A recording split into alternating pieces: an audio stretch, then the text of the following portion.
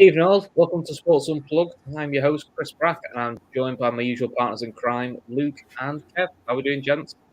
Not Oh, too good, bad. mate. Yeah, not so bad. How are you? Living the dream, mate. Living the dream. Friday night, International Week. What more can you want? Yeah, club football to come around quick. Yeah. When's it, April? Honest to God. Oh, I'll tell you what, I've spent the week catching up on loads of box sets that I've missed out on. It's been one of those weeks this week. Watched the new Spider-Man film that was out ages ago. Yeah, it's good, isn't it? It is good, yeah. I'm waiting for the DVD to come because I pre-ordered it with Sky, so I'm waiting for it to arrive. So I can watch it again.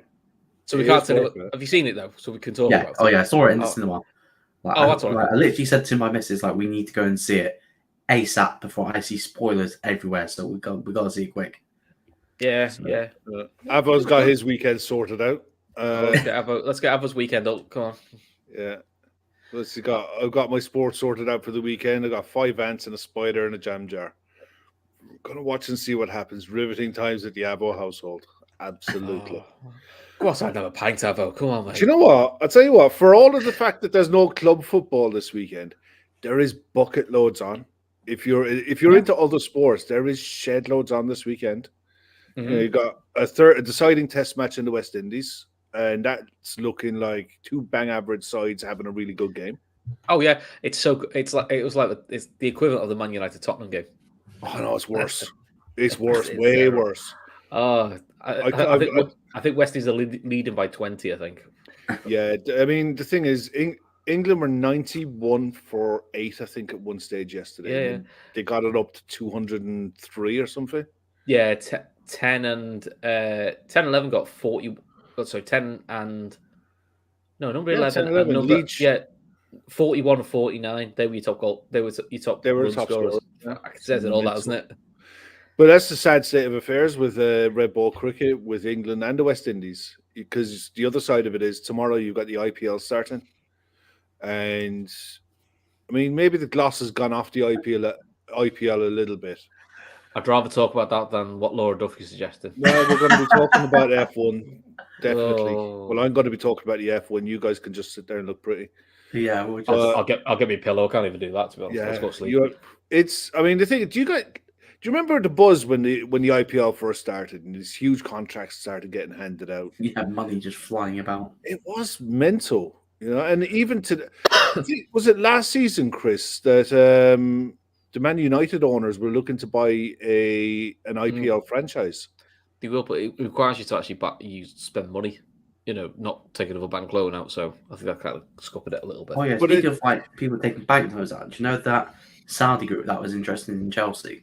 Yeah, they wanted Chelsea just to take money out of the club. They weren't going to do what Newcastle owners was having state funds. They just wanted to use Chelsea to do what United's owners doing. That's just take money out. Isn't it 2 American bidders now are the favourite 2, I believe? Yeah. So, but we'll see. We'll see with that one because there's baggage with one of the owners. They're the crowd that have the Chicago. Is that the Ricketts family? Yeah, I think they have the Chicago Cubs. Yeah, I don't think they're the favourites. It's the other guy, Chicago Bulls owner, Tom something. We'll find out. We'll find out. We'll worry about it when it lands. But yeah, what will it result in?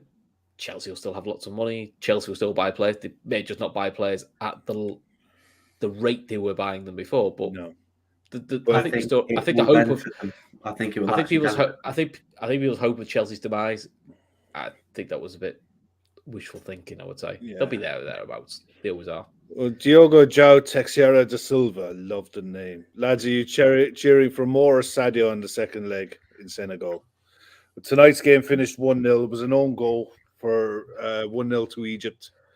So the Senegal left back, I think it's Sar's his name.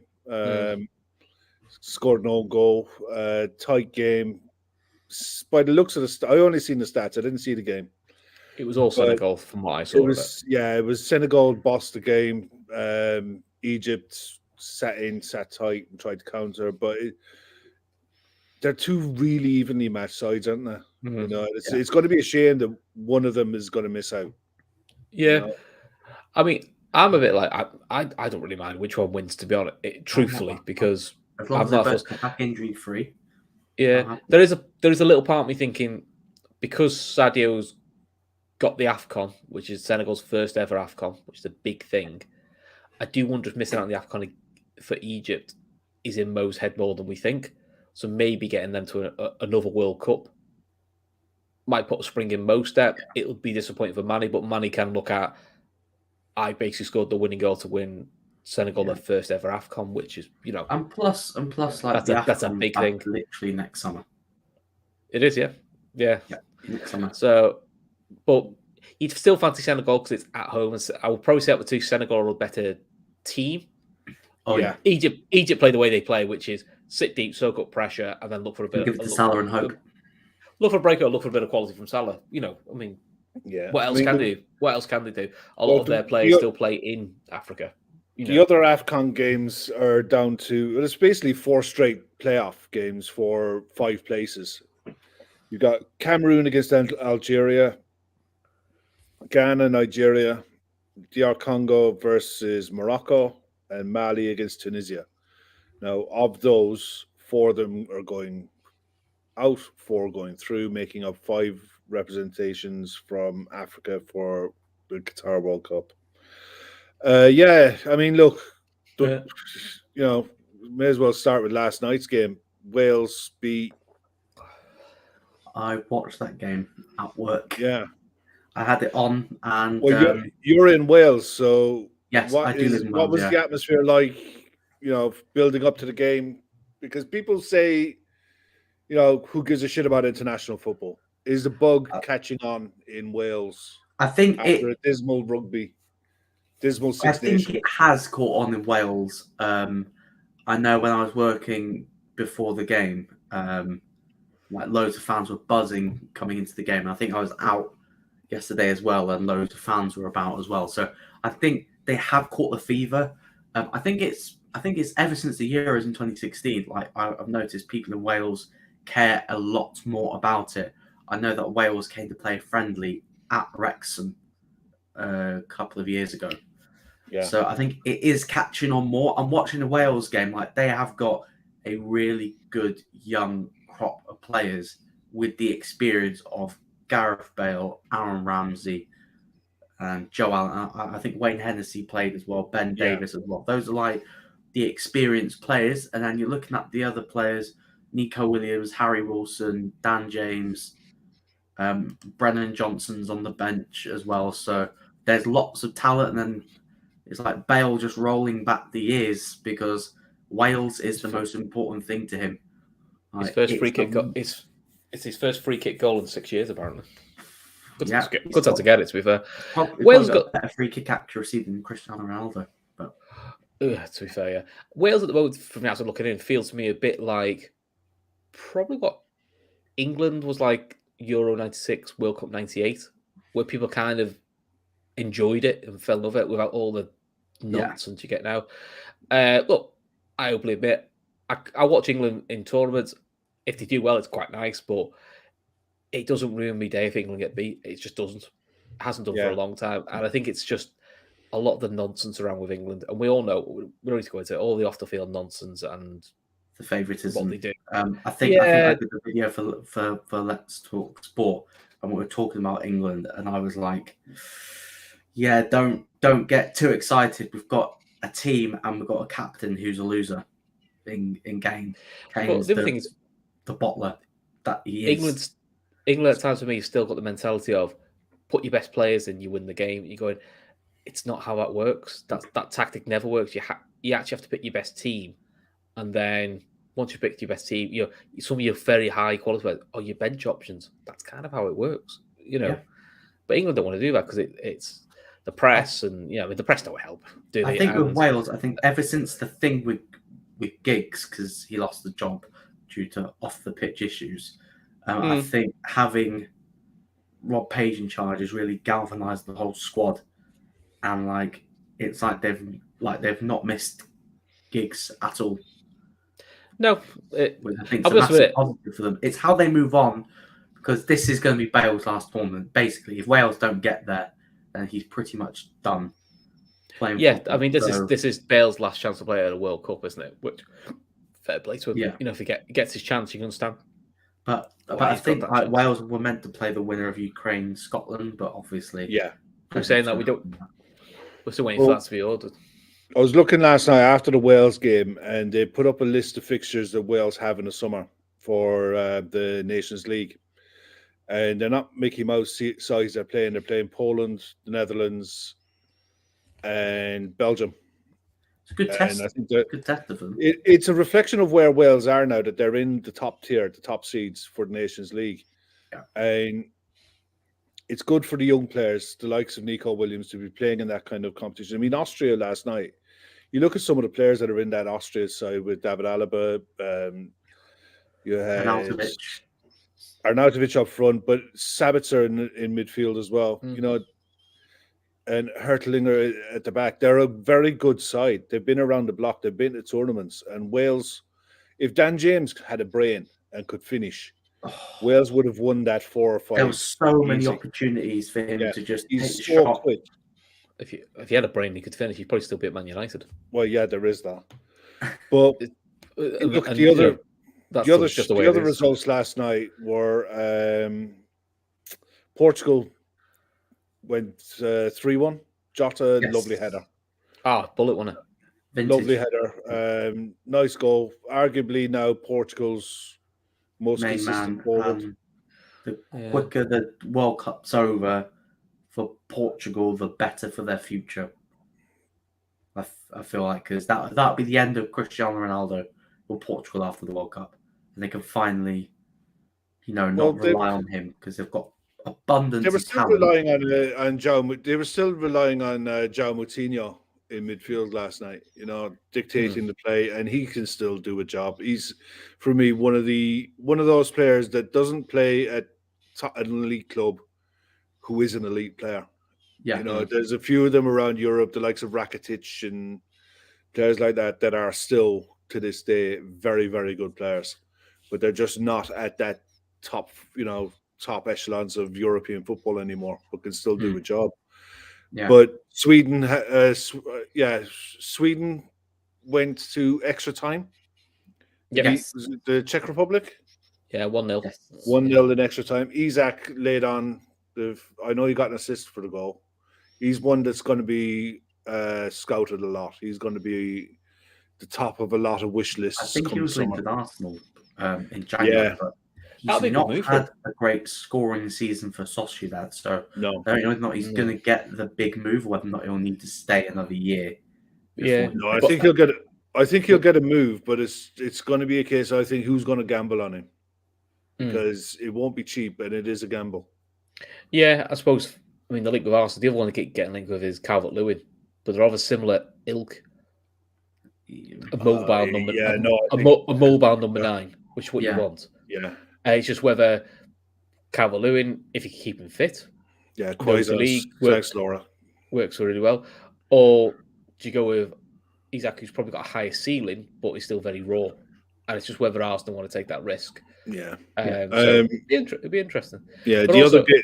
Sorry, Chris. Yeah, go on. Well, sorry. The only thing I was going to say is it'll all depend on where Haaland goes. That'll have a dictation, because I think it'll be like on Twitter. I think if Haaland goes to Madrid, Jovic goes somewhere. I think it's like the domino effect, and then people go, "Well, I can't get Haaland." So then they look at Isak and players of that ilk. So I think it's the domino effect. Speaking of Haaland, did you see a well-known Twitter account put, could Haaland come to Arsenal if Arsenal finished top 4? And I was like, oh no. That's why you get laughed at, because that's just so unrealistic. Yeah. Well, it's designed to do what it does, isn't it? Yeah. Anyway, Kev, you were saying, sorry. Yeah, the biggest shock, I think, in years was North Macedonia late winner against Italy, knocking out European champions. Now, it's a European champions with only, I think, Chiesa was the only real player they were missing. No Bonucci, no Chiellini. But in fairness, they were being phased out anyway. The 300 years old between them. It was just, I mean, the first time I watched North Macedonia play was in a friendly against Germany, and I beat them. And I thought, there's some players in there. They're gonna do something, because they were ranked so low in the qualifying groups and the way the qualifying system in Europe has changed. I thought they might push their way through to where they are now. I never in a million years thought they'd beat Italy. But even just getting to the qualifiers, getting to this stage for them is huge. But to go on and get a late winner against everything, I mean, Italy had something like 30-odd shots or something. Yeah. And they did everything bar throw the kitchen sink and score last night, and to see them, the reaction afterwards, I mean, a lot of, I see it with Chris and Chris's reaction there with England and stuff. You look at the reaction of these guys and what it means to them and what it's got to mean to their country to be in with a shout of getting into a World Cup. It's huge. Oh, it's massive. I mean, the last time Italy played at a World Cup, Ricky Lambert was playing for England. Yeah. Yeah, they missed out on the last two now. They missed out on the last two, Yeah. yeah. I mean, the thing is, they play Portugal, I think, Tuesday night. North Macedonia play Portugal Tuesday night. Yeah. And the draw for the World Cup proper is next Friday, I think. First of April. Should we do a watch along? 4:30 in the afternoon. I'll be fine. We don't need to work out. It's do you know, you're looking at the sides who are going to miss out, right? Italy ain't going to be there. The African sides that aren't going to be there, I can imagine, is going to be Senegal. I don't think Cameroon will be there. I think Nigeria will beat Ghana. Morocco will go through, I'd say, and Tunisia will probably go through. Nigeria got a good side. I just saw the Nigeria team. Victor Osimhen up front. Adamu Lukman made his debut as well. They got a good side, Nigeria. But you look at, I mean, Colombia, odds are Colombia might not make it, right? I would like to see Diaz at a World Cup. I would as well. But I also like... putting my selfish head on, I really don't. I don't want to I know what you mean. it. But there are some countries that I think Colombia, Brazil, Holland, they just scream World Cup teams to me.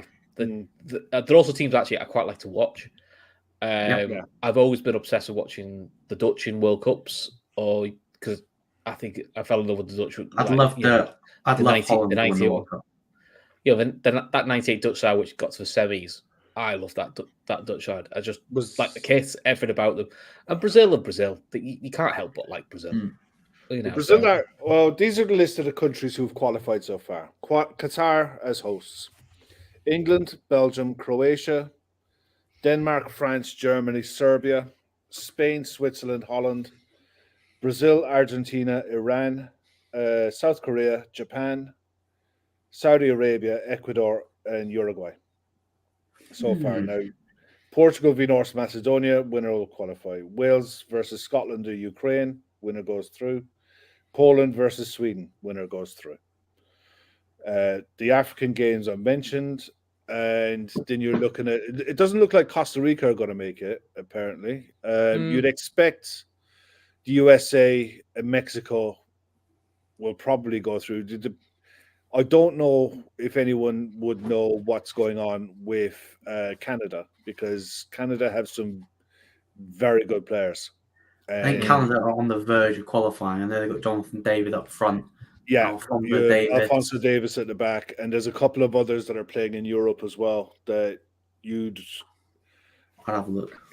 It'd be interesting to see if those three can make it. Because Mexico, USA, Canada, if those three make it, along with the likes of Japan, South Korea, and stuff like that, the tournament itself could be a really open tournament.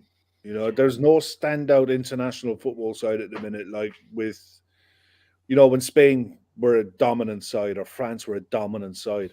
Canada lost to Costa Rica 1-0. All right, okay. But I don't think there is a dominant side in world football at the minute. On paper, France have probably got the biggest depth. It's whether they can get it to click. Again, France haven't been. Yeah, they haven't played great. But you look at the 23 they could name, and the ones basically. William Saliba made his France debut tonight as well, and that's just another top quality centre back that probably won't even get. Look at Konate can't get in the squad. Exactly. And Canate, if he was probably any other nationality, would be a shoe-in to get in most squads. Yeah, thanks, Laura. Laura's saying there that Canada, the US, and Mexico will probably go through with Costa Rica to playoffs. So that would be really interesting. I mean, you get laughed out of it, but England have a really good chance. I know, but it's one of those. It's one of those. No, I'm sorry. To win a World Cup, you don't have to be the best, most attacking open side. In fairness, I've seen attacking sides, the likes of Brazil, get absolutely schooled by a good, solid Germany side. But we saw in the final when it went against him. I don't think he had. I don't think he had the. It was a penalty shootout. But he had the talent. You could see on 50 minutes to an hour. Yeah, England had lost all sort of control of the game, and he needed to change it soon. This is what makes me laugh with people that follow England. You've never had it this good. 1990 was as close as 96 as well. It was at home, and even then it was poor. 1990 was probably your best chance. And you came up against a wall in Germany. But till then, you've got to a World Cup semi-final in Russia. You got to a final in the European Championship. Something you've never done before, never even got close to. And people still think that this side isn't good enough to go and win it because they're not flashy names. No, it's not. It's not. No, it's not. It's not the flashy names.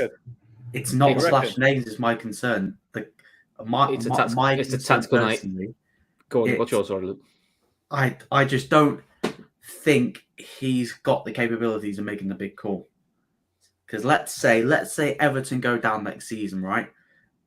And Pickford's in the Championship. You can bet your bottom dollar he's going to the World Cup, even though he shouldn't be. And I know that there are certain players in that squad, they could have stinkers from now to the World Cup. I know they're going, regardless. Maguire, Mings, Cody, they're all going regardless how well they're playing. And there are certain players that will go even if they are being poor or they could be injured from now to the World Cup. And I know that if they're even 50% fit, they're going. And that is the worry. Like, he's got too many favourites. There's likes of players that aren't qualified. You've already qualified. He qualified England were one of the first sides to qualify. Italy, England have always been great at qualifying. Though they've been great at qualifying for. They've been great at qualifying. They've been great at qualifying comfortably since probably late 2000s, bar 1 Euros. Yeah, I think since I've been watching England, they were seamless through qualifying for Euro 2012 all the way. I think England have barely lost the game in qualifying. So qualifying. My argument with all of this is going to be when it comes to the summer transfer window, and everyone starts calling for signings that are coming from the French league or the Spanish league or the German league, and you mention an English player, and I'm like, oh, he's not good enough. Look at what they were like last year when we were with Bowen. Yeah, it's the price of English players. You don't want to touch half of them because it's like. But is it the price or is it the fact that? I think it's in club football. It is a little bit of the flashy name, or people believe certain players are better and don't believe in the thing. Yeah. My thing with international football with England is I don't really care about the favourite thing and all that sort of stuff, because I'll be honest, if you ask Italians, you ask Spanish managers, you ask French fans, they'll all say, oh, we always pick these 5 players, even though they're playing, in their opinion, crap. That happens in all international football. My thing is, he's got us to, you can't argue, he got us to a semi-final, he got England to a final. I still think tactically, at the crunch moment, I don't think he's quite got it, and I think that's where he got found out, and I think that's what happened in the final. It wasn't the flashy names because they got to the final. Yeah, you could just feel it on 40, probably death start second half, going, control's been lost here. We need to make a call, and he didn't, and he left it so late. And then he gambled. Listen, if the guys he brought on scored the penalties, he looks a genius. It's like with Tuchel and the Mendy sub. The Mendy sub, If Kepa saves the penalty and Chelsea win the League Cup, he looks a genius. He didn't. Yeah. So he looked a prat. Well, look, there's going to be shed loads to discuss between now and the time it comes around in Qatar. And the thing is with Qatar, that's a whole bag of worms. You know, we're going to get into it as well. I don't think a European side's going to win it because I just think the heat and the weather's going to really hurt. I think my picks to win it are Argentina. I think they're going to do it because I think the Messi having a poor season at PSG, I don't think it's by design. I think he's charging himself up ready for the World Cup. Yeah, I just think he's well past it now. Because he's got one last shot, and I reckon because there was a thing in his contract with PSG, like if he wanted to take time off before internationals, then he could prioritize Argentina over PSG. And I reckon that tells you all about his move to PSG. That tells everything you need to know about PSG. But that's probably what Messi's probably thinking.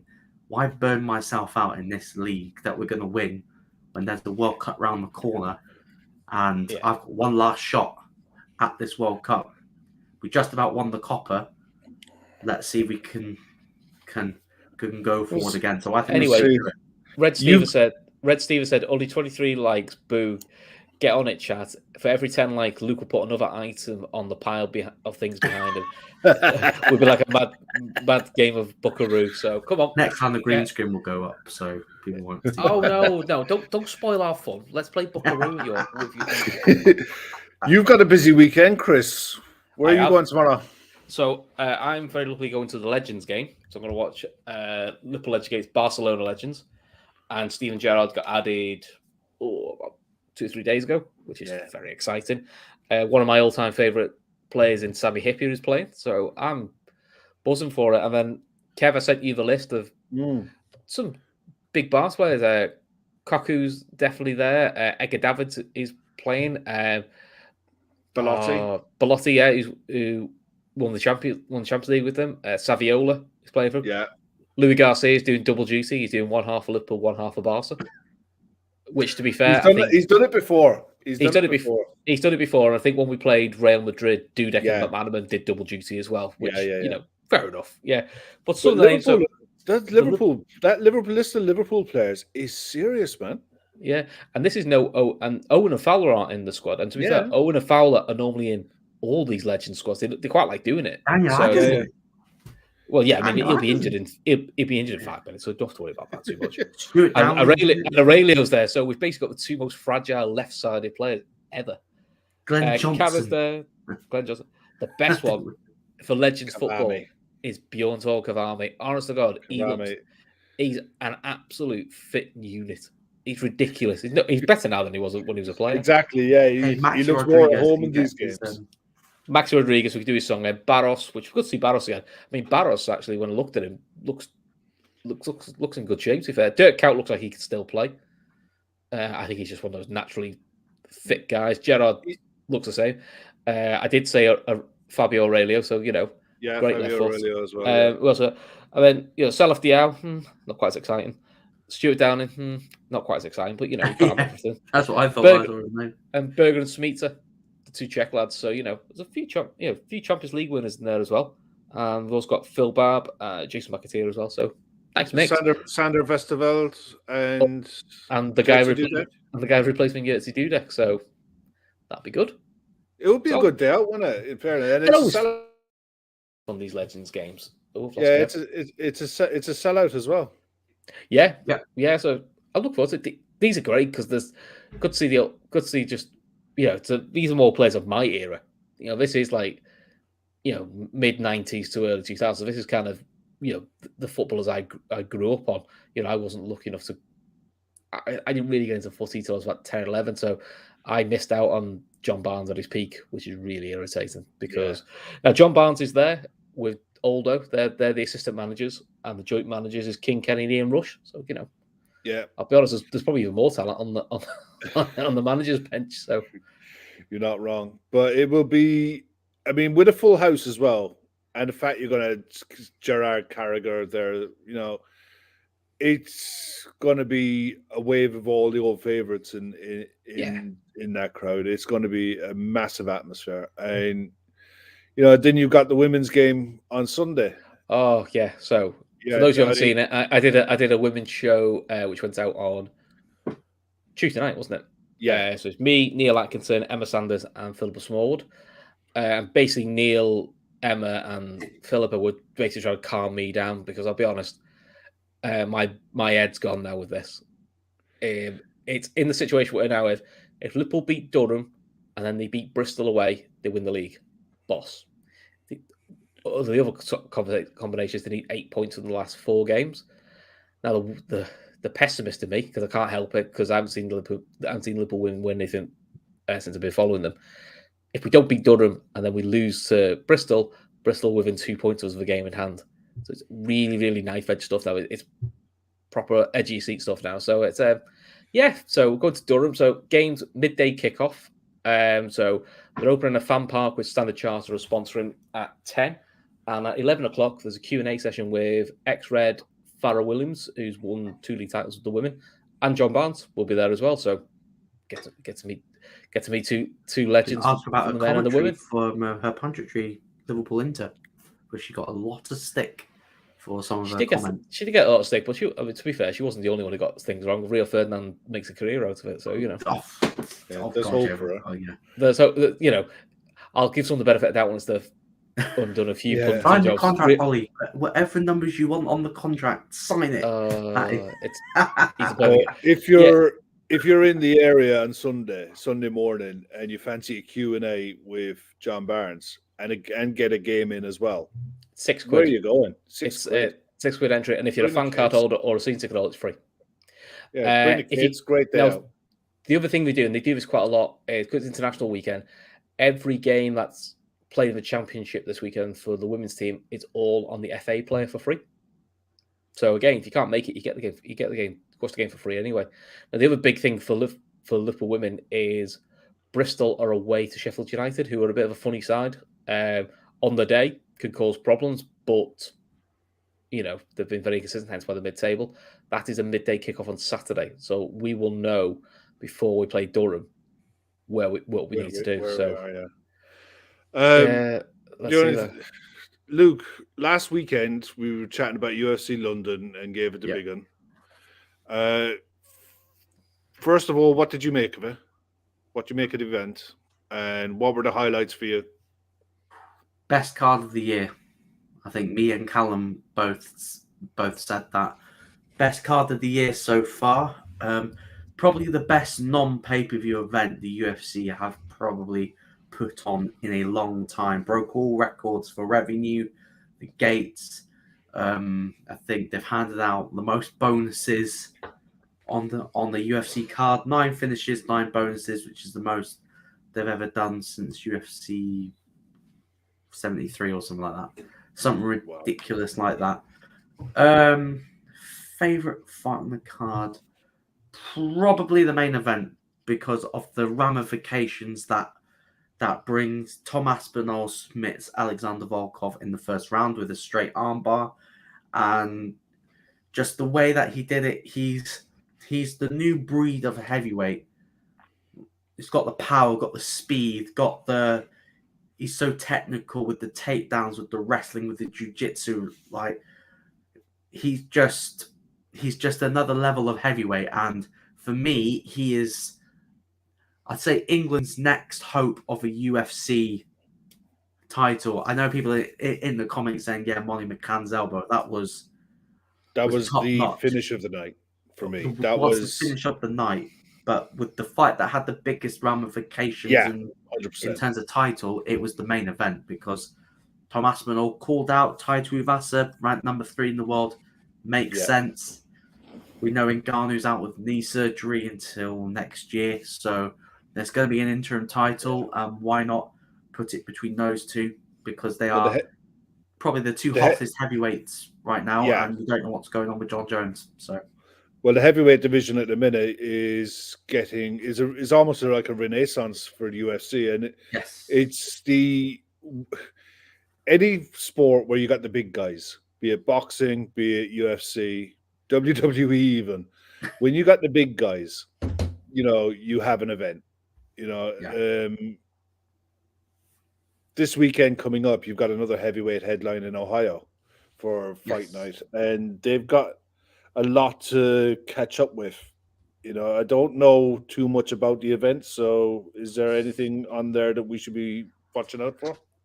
This is the first event in America, like a fight night, because most of the fight nights in the pandemic has been held in the Apex in Las Vegas in front of very limited crowds. But this is the first one that's actually gone out of the Apex to a crowd for the first time since the pandemic started in America, because they were meant to go to Columbus in 2020 before the whole world shut down. So they'll be their main event. Curtis Blades versus Chris Dorcas, both coming off knockout losses to Derek Lewis.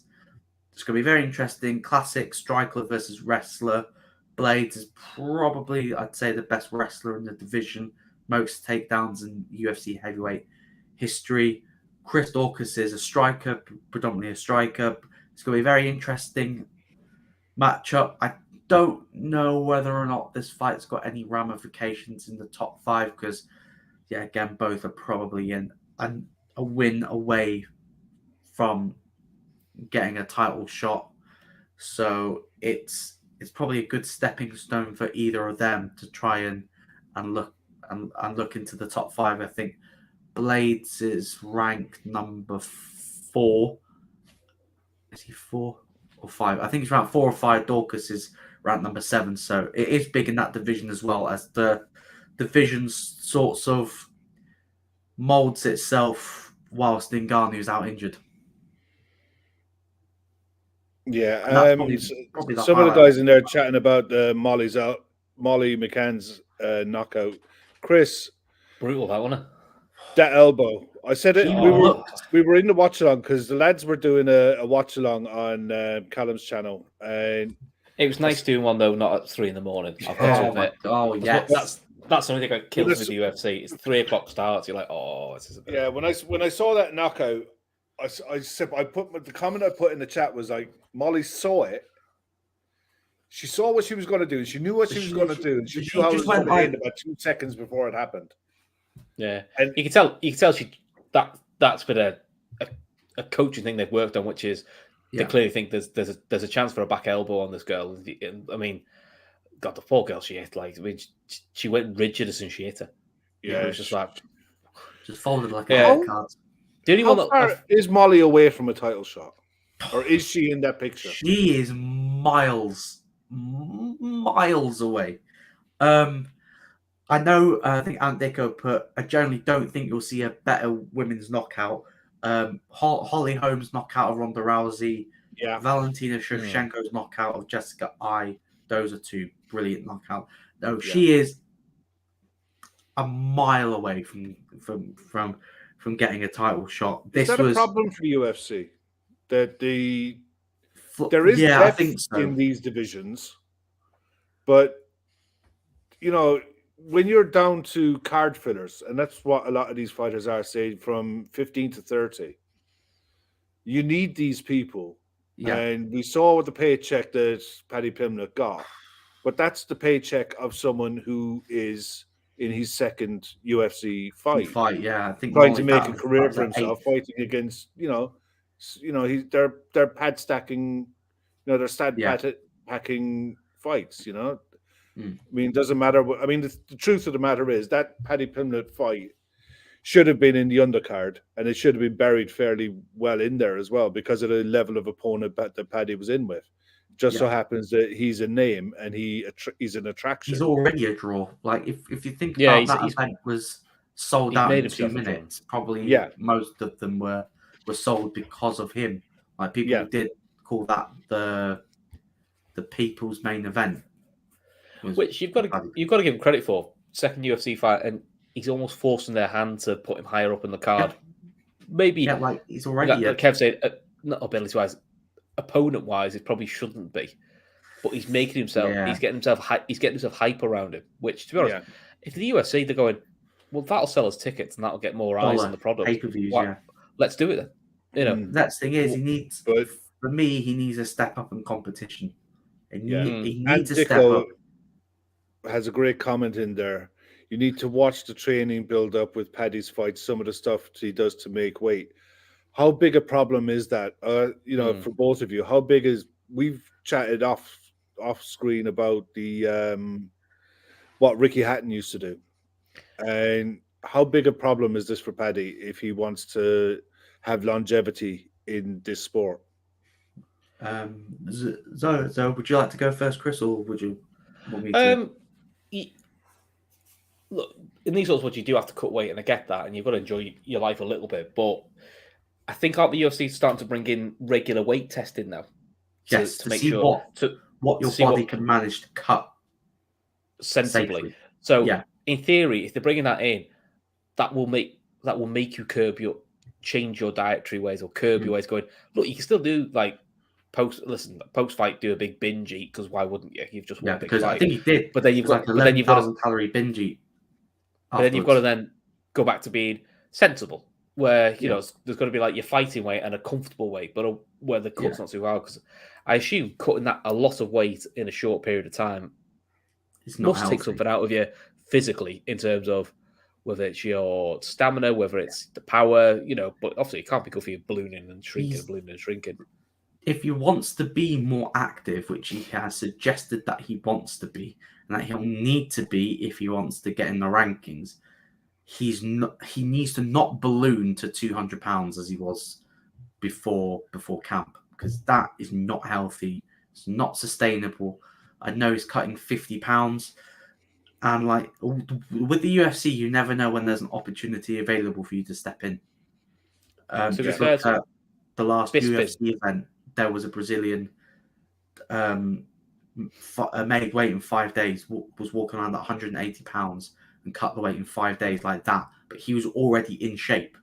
He's already in good shape, but had to cut 30 pounds in 5 days. If Paddy gets the call saying, yeah, can you fight? And he's like, no, I'm weighing 200 pounds. He's not going to be able to do it. And that could be a lost opportunity for him. But yeah. I mean, that's a credit to Bisping, because Bisping would take fights on very short notice. I mean, that's how he got his title. He was. That's how he got his title shot. Yeah, that's how he got his title shot. Where I think he had 3 weeks to get ready. Oh, I think he had less than that. He had but they all said but you're already close to your fighting weight all the time. Yeah, because that's how you are, and that's where he did get the opportunity. Now, look, for Bisping, some of them, the short lead ones didn't work out for him, but eventually he did. And he won the big one. So that's the other thing it gives you, is if you can keep yourself true. I mean, look, listen, it's easy for me to say it. I'm not a UFC fighter. I'm massively overweight. But it's your job, and it's your income, and it's a short career at the best of times. So I hope he has a team around him that can channel him back into being a bit more professional about that, because I think he's got the charisma to go a long way, and I hope for the sake of the sport in the UK especially, because it'll grow the sport massively if he's successful. But the one thing that there was news broke today about WWE Hall of Famer, probably one of the top 5 WWE performers of all time in Triple H, is retiring from in-ring activity because of a heart condition. Yeah. And, he had to have emergency heart surgery, didn't he? Yeah. So he's done. The game is over as an in-ring competitor, but the influence that he's had over his career is huge. I mean, you guys would have been into wrestling for a lot, probably as long as I have. His post-wrestling career is probably even more of an impact. Yeah. A lot of the younger wrestlers that are coming through trained by him, or his vision of, or his vision of how he thinks things should look in wrestling is probably more. I'll be honest, it's probably AEW before it was AEW. He kind of had that sort of look about him. It's just a bit poignant with Paul Levesque, which is his real name, is his very good friend Scott Hall passed away. Was it less than a week ago? Yeah, from his was complications with hip surgery. So I don't know. I mean, listen, medically he's probably told he can't wrestle again, but we've seen this before in wrestling or boxing. People say they're retired. There's always one last match, one last fight. I do think maybe what's happened with his friend as well, that may have also curbed that thought of why do I need to push it? You know, he's married. He's probably has an awful lot of money from wrestling. You know, he's got 3 daughters. Why risk it now? Yeah. He doesn't need the money because he's created a niche for himself. Not because he's married the boss, but he's created a niche for himself. Family as well, so it's not like he's but he's created a niche for himself as a post wrestler now. You know, he's in the industry in that sense, so he'll have a very long. But the influence that he's had over probably the Attitude Era when we were all watching it, there was Taker. He's probably the best. He's probably one of the best Rock. bad guys. There was. Who did you have? You had Undertaker, Steve Austin, The Rock, Shawn Michaels, Triple H, Kurt Angle. It was those 6. He was the best bad guy. He was the best bad guy. He made himself. When you're into wrestling back then, you wanted to hate him, and that's what he was. So that's probably why. Not even that. Not even that. Even pre that, he knew how to work a crowd and work people up that did hate him. I mean, the worst thing I've ever seen in wrestling, the worst injury I've ever seen was bicep injury, wasn't it? It wasn't his bicep; it was his quad. His quad tore off the bone, and he still managed to finish the match. I mean, it was about a year. He was out for nearly a year, and he's come back. When he came back, he just came back as himself, and I've never seen a crowd reaction turn a full 180 from what he was to what reaction it was when he came back. It was like the showmanship of WWE versus the real life, appreciation for a performer. He then did the same. He then did the same injury to his other quad. Yeah, about 4 or 5. Say what you want about. Well, he's come back from some massive injuries. He's tore both his quads at different times. He's had a horrendous, ripped his bicep off the bone. I think he's done his knees as well. I think he's done his ankle. Some of these injuries are just like horrific, absolutely horrific. So to be fair to him, WrestleMania is only around the corner. And it's going to be Steve Austin is on, whether he's on the card or what. I don't know. He's getting on the card. I think it's going to be a spot though, isn't it? I don't think it's not. Yeah, I think I've got a sinister view on this. He's getting ready for Saudi Arabia. Could be. He's getting ready for that Saudi money, baby. I know. Shawn Michaels said he'd never come back, but when you dangle enough money, he will have an awful match. He's come out since then saying it's the biggest regret he's ever done. Oh yeah, he said the match was crap. The match was crap. Made him a bit of a laughing stock, and he's kept a pretty low. Yeah, I think because Triple H tore his pec in that match. All black, wasn't it? Ugh. Yeah, like my quick words on the Triple H, because obviously when I started watching wrestling was 2015. His biggest influence was what he did with NXT before Vince got his grubby little mitts all over it with some of the great matches, great character. Now I do feel sorry for him because Vince would come in and say, "Oh, so who's your best guys? What, him, and him? Yeah, I'll take him. I'll butcher them, and then I'll just ruin all your hard work." Yeah, so I do feel sorry for him, and hopefully, he lives a long and happy. I think he's going to be more on screen than he ever was. Now that he's done, and his mic skills are really good. He's there's probably 4 or 5 real visionaries in wrestling as an industry. Dusty Rhodes is one. Triple H is another one. Was Paul Heyman another one? I'd actually say Chris Jericho is probably in that one, and and he's still wrestling. But I think post wrestling, he has that thinking about him, that mindset. Yeah, but it's the way their matchmaking skills, the way they can promote other wrestlers through their matchmaking and through the storytelling and through their booking is something. If he gets right back into that again, it'll be fantastic. Some of the guys there, the Can-Am connection. Oh my God! If you can name me who they were, Paul Roma was one. I can't remember the other guy. Bret Hart before the Hart Foundation. Yeah. Never a Hart fan, mate. Could never get it. As without Jimmy Hart. Yeah, I never got Bret Hart. Bret Hart was It wasn't for me. He was technically one of the best, most sound in-ring wrestlers that would give anyone a match and make them look good doing it.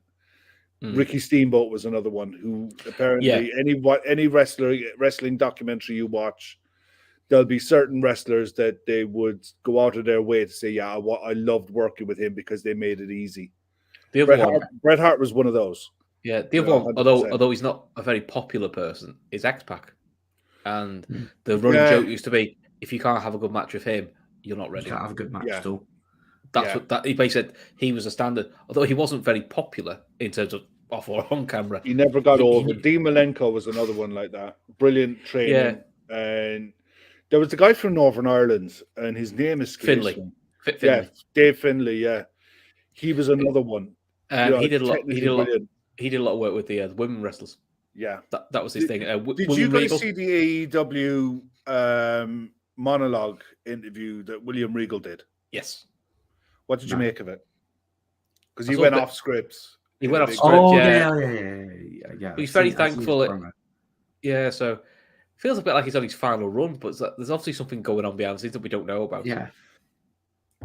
Whatever that is, I don't know. 1, 2, 3 kid.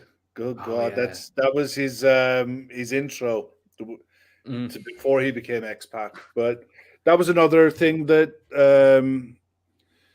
Triple H brought was the him, Shawn Michaels, Kevin Nash. The original. What was it? The original DX. Oh no, they were the Click, weren't they? Yeah, but when DX came in, it was the one before that was the Four Horsemen. The old AWA, NWA, WCW, where you had Ric Flair, Tully Blanchard, Arn Anderson, Ole Anderson was the original one. Lex Luger came into it. Ugh. But the one that the WWE did with DX was pure 1990s. It was pure 90s. It was pure done for outrage, but but they were brilliant at what they did. It was funny. It was entertainment, and the problem I see it nowadays when I watch it is like it's been done, and it's been done by people who are better than what they're doing now. You know what I mean? It's like how most sports now. It's hard to do something new. The Legion of Doom, the Hawk and Animal. Who was their manager, Laszlo? Can you remember? Oh, he had the little dummy. He had the little puppet, remember, from his motorbike for the SummerSlam at Wembley. Yeah, it was Paul. I can't remember his last name. It'll come to me. Laura will know in a minute. But the other sports that are going on the weekend, obviously, Chris, you can go to sleep now. Okay, cool. Let me go off camera. See you later. Formula One in Saudi Arabia. The race last week in Bahrain was unreal because it didn't come alive until the last 10 laps. And the way it finished with Red Bull losing both cars because of engine failure at the end of the race was unreal. And Ferrari, you had a Ferrari 1-2 with Lewis Hamilton apparently driving a bag of balls, getting on the podium in third just for pure stickability. This week in Saudi Arabia, it's the second longest track in Formula One. It's the longest street circuit in Formula One. It's a pure racing track where the drivers can't make any mistakes. It's 3.16 miles, 27 corners. It's an animal of a track. And for this to be in the second race of a brand new season with new cars and new engines and new aero packages, it's got to be a pure test of what drivers can do. And from what I've seen of free practice today, Ferrari and Red Bull are going to be neck and neck in this race. And McLaren and Mercedes, for all the good stuff that McLaren did in testing in Barcelona, they're miles off it. And Mercedes, God only knows what they're going to do. Yeah, and Dico, but there was a suspected attack on an oil refinery during the Formula 2 practice session. After the first Formula 1 practice session, there was I don't know, it was an oil tanker, an oil refinery that was attacked. Don't know any more details, but the race apparently will still go ahead. You know, it's the dangers of driving in certain parts of the world. We'll see how it goes, but it's going to be a fascinating race just purely on what the cars are going to be capable of doing and what teams are making the new rules and the new structure work for them. Yeah, bonkers there. Paul Ellering. You're right. Yeah, that was him. They were together for a long time, but Hacksaw Jim Duggan got 2x4. Yeah, I mean the Formula 1 season's only just starting. How long we got left of this? Once the Saudi leg is out the way, they head to Europe and then North America. But from what I was reading today, the Drive to Survive series on Netflix is the amount of promotion that they've got out of that. They're looking to extend the season by up to another 6 races to 30 races in a season. And apparently North America are looking for another, at least one race, if not 2. Las Vegas being one. South Africa looked like they're going to get a race this in the next year or 2 because Russia won't have a race. And traditionally, years ago, back in the 70s and 80s, South Africa used to, or in the 70s, they used to have a race before the apartheid ban came in and it was removed. Portugal will get one, but it's just that they're spreading it so much now that the amount of people that I know who got into Formula 1 just on the strength of watching the Drive to Survive series is what football are looking at with clubs doing the behind the scenes stuff to gain an affinity with a different audience that would never look at football in that way. That's what Netflix captured with Formula 1, that they introduced the drivers, you got to humanize the drivers, the teams, the managers, the mechanics, and they gave them a face and they gave them a voice, and it'll be interesting to see how it goes, but I can definitely see football going down this road in the next couple of years with, some clubs have already tried it with the Sunderland stuff, and we watch it for taking a mickey. Oh, but no, I'm watching it again. If it comes down to clubs needing money, then there are going to be clubs that are going to jump at it because the likes of Netflix and Amazon will bend over any which way to get a Premier League club to do a proper fly on the wall documentary series over a season. And I wouldn't be a bit surprised to see some mid-table Premier League club looking for big exposure on a global scale use a Netflix series to launch their profile, and a West Ham, Crystal Palace, as a club around that kind of. They do that with Amazon, with the Amazon documentaries. Yeah, but the thing is with the Amazon ones, I don't think Amazon ever stuffed up enough money, and Amazon gave the clubs final say on what they could use and what they couldn't use. Formula 1 didn't. Be useless to watch then. Yeah, but Formula 1 didn't. Formula 1, Netflix retained overall control of what was allowed, what their production staff was allowed to do. That's why the Drive to Survive series is so bloody good, is because they all signed up a contract that they had to be in it, and they had no editorial control. I mean, the Arsenal document, as far as I know, that Arsenal documentary has been canned. It's gone. Oh, it's a shame. I want to see their flipping their shit over the semi-final being postponed. Well, Laura's there. She's right. Can't wait to see the Arsenal doc and everything that happened with Aubameyang. And you look at what Aubameyang has done since he's gone to Barcelona. He's back to the old player. He's firing on all cylinders. He's absolutely flying it. It's almost like he's interested again. He's better than that. He's back to playing proper football again. You know, I mean, he looks a proper lethal number 9, exactly what Barcelona needed, and exactly what Arsenal really Isn't that needed. what Arsenal need? Arsenal needed it, but he always had. He just didn't want to put it in. He wanted to move. Yeah, he wanted to move. You know? My suspicion with Aubameyang is let's see what it's like when the pressure builds, which would be Barcelona this year have got a free ride because no one expects because they're not going to win the league. They'll probably get thereabouts. It maybe get a chance to go Europa League next year. Next season is the season where people will think Barcelona needs to be challenging for the title again. Then you'll see how big this sign is. Because then let's see what happens when the pressure's on. Yeah, there's a question in there about the look, and I don't know anything about this, and you guys might be able to help me out.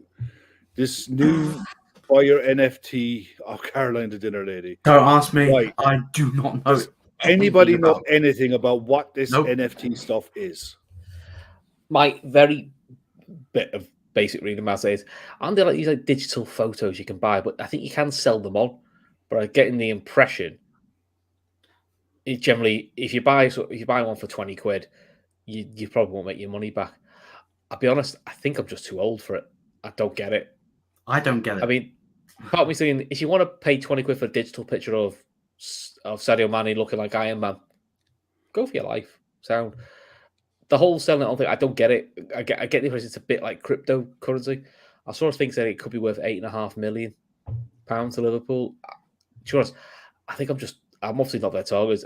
I didn't even know what it was when I saw it flash up. I saw a lot of outrage on social media about it. I just don't know enough about it to say why it's good or why it's bad. It's just something that has never piqued or pinged my interest. I think we're definitely going to have to get someone. Hopefully, I reckon maybe Shawnee or Keith or Gav might know a bit more about NFTs and what the hell they are and what they mean for us going forward. But at the minute, no idea. Was that Aubameyang issues are not when the pressure's off. It always comes when the pressure is on. Yeah, spot on, Laura. It's for me. I thought with Arsenal he had the one chance: be the leader, be the boss man, be the main man, be the star player, and he just folded and absolutely bottled it. You know, and I give Arteta credit for how he handled it and binned him off. And I'll give the Arsenal board credit for backing the manager and losing, essentially giving him away without a transfer fee just to get him off the bloody wage bill. It would be nice if they found a way of bringing somebody in to give them just another option.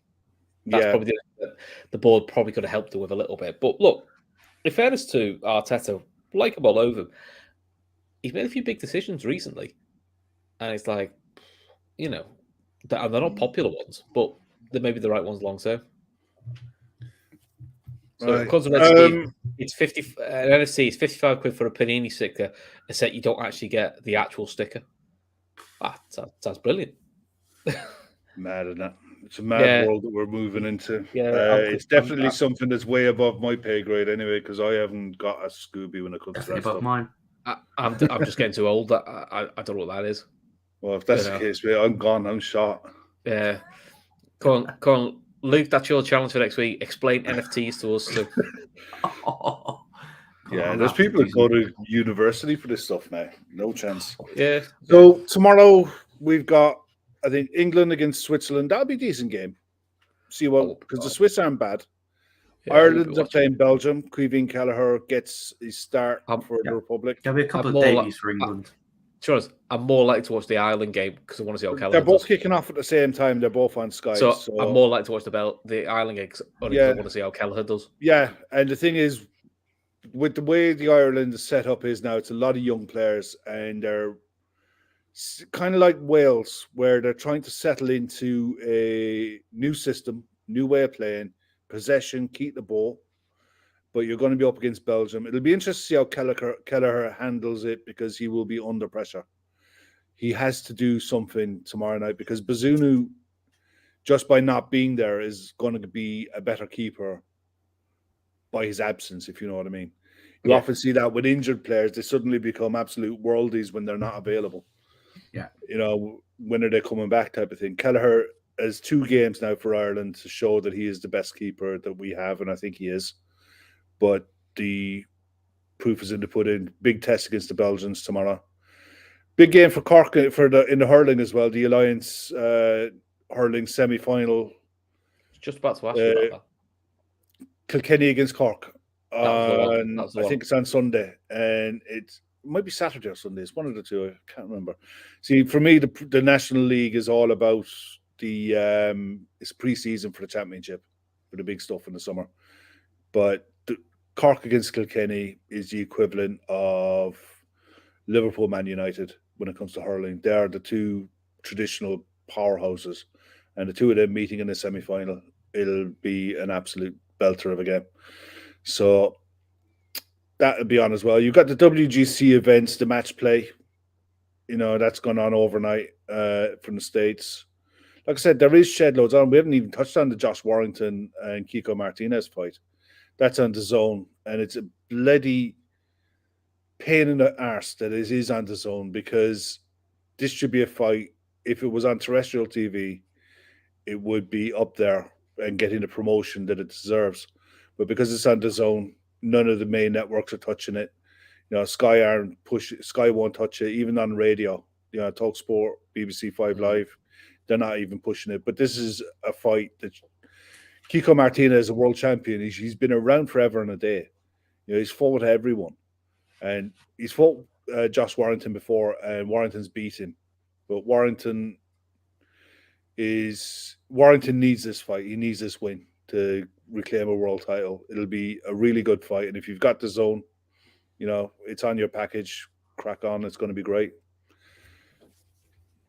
Cool. Yeah, cool. Bunker's asking about the cricket. The test match is still going. We've talked about 2 sides who can't bat for love nor money on a helpful pitch for the bowlers. It'll be a result. It's a result pitch. There will be a result either way, and it's 50-50. I just think of England. It's a slow start of a rebuild, isn't it? Laszlo asking, what about Waterford? Are we the West Ham? I'll tell you what, Laszlo, I remember a Munster final with Cork and Waterford going back in the 80s, right? And Cork racked up 531 to 112 or something. Absolutely destroyed Waterford.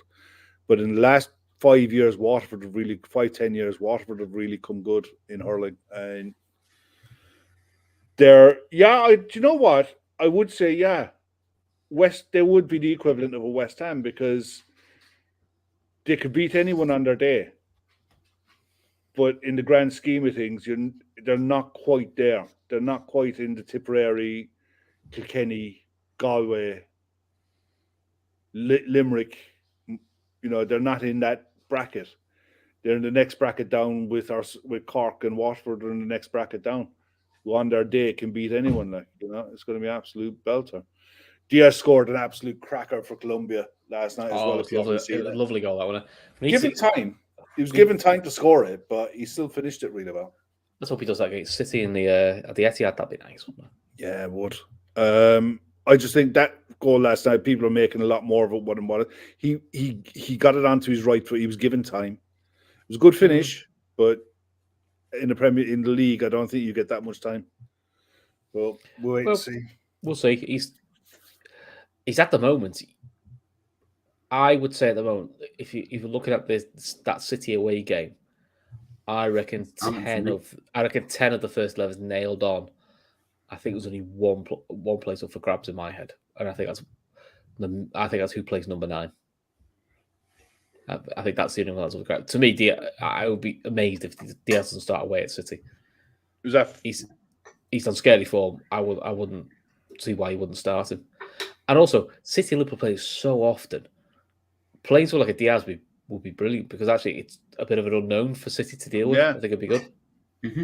100%. I think the other side you have Salah, and then I think it is a bun fight between Mane and Jota. And I think they both have pros and cons. But I'm also at the point going, do you know what? I actually don't mind which one starts. Either one starts, you're still going, we're going to give you the pace option through the middle, which City aren't used to playing with us, having a pace option through the middle. And he does well as number 9. And Jota just at the moment is just lethal. So he gives you something different as well. So it's freaky. That headed goal he scored for Portugal the other night, that was a difficult header. And he just made that really easy, didn't he? I tell you though, I didn't think when we signed Jota, we signed somebody who could score so many headers. Yeah, I mean, for someone that size, he's just got great positional. He's got a great awareness to be in the right spot. And that cross that came in didn't have any pace on it. You know, all the pace when that header came from him. You know, it was a hell of a finish. Laura there, Taki in his Japan side of qualified for the World Cup. Delighted for Taki, yeah. Good for him. Yeah. Gives him a bit of confidence. Because, I mean, the likes of Taki is probably the ones that we're going to need in this fun April. And it could just be Taki can just hold a wing for 20 minutes. Yeah. You know, which doesn't have any glamorous, but actually that's what you need to do. I mean, look, I know some people like to talk about quadruples, some people do. I look back at when United won the treble, it wasn't always scintillating football. And at times it was putting players on that weren't that fashionable, but just literally just hold it in, do a job. Your job actually is to save somebody's legs for 20 minutes. Yeah. And that's what Taki's there for is... There's going to be a question mark over him come the summer. Because I think he'll be gone in the summer. I think your man at Leeds... Be interesting because I don't see him and Origi. I think only one goes. I think Origi's more likely. I think they both go. I think they both go. And however, there was a tweet from Paul Joyce saying don't expect many incomings unless outgoings happens. So yeah, but that's always the way because that's always but that's just natural because we have a full squad. Yeah, do you know what I mean? So you have to sell players to bring players in because you can only have a certain amount of players in your squad. A few players will definitely be sweating on their futures come the summer. Oh yeah, I think so. Yeah, but if you look at the squad, like Kev said, we've got registered 24 first teamers, so you could only put one in, and then that's your squad full until you move someone on. You know, I expect to see. Well, Adrian will definitely go because we know he's going. Ox will go. I think Chamberlain will go. We know Origi's probably on the spot. There's 3 spots free, so we can do the buy to sell thing. There's 3 players that are definitely out the door, so there's 3 players we can worry about later. Yeah. And but that's definitely got to be a conversation for a few months down the line. Another show. So we can do a whole show on that. Now and then. Well, we will, and that's when it comes to the summer, we will be doing transfer specials and what have you. I have no idea what's coming up this weekend. I'm pretty sure there'll be a show Sunday night. God knows what's going to be on it. And I think I'll just do a quiz for you, Kev. You can jog on. You know, we'll just see what happens. You know, I can't guarantee the answers will be right, but we'll just go with it and see what happens. Next time there's a quiz or a draft. Yeah, I don't know what's going on Sunday, but I'm pretty sure Gav will have some plans laid out for. Gav will have something lined up for Sunday. He always does. No, 100%. Yeah, so definitely, I think it's definitely day off tomorrow, and then Saturday you guys Fatback 4, and then the rest of the week. I mean, we'll have something. I'm sure there'll be a winners and losers because just for the theme tune, to be honest. Just for the theme tune, it's the second best theme tune on the Trippers website at the minute because I'm still saying this is the best. I'm biased. Absolutely. I do like the winners. The Grange Hill one is up there, isn't it? It's genius. It's absolutely genius, that one. Yeah. Right, it's 11:15, so I think we've kept these people long enough, haven't we? So listen, take care of yourselves. Keep liking, keep subscribing. Please remember Féileacáin, like and share for that, and make sure you subscribe and click the notifications so then we can send stuff out to you. And as always, shameless plug. Keep an eye out for the women's shows. You've got a couple already, so there's a couple to keep you busy. Until then, everyone, take care of yourselves. See you soon.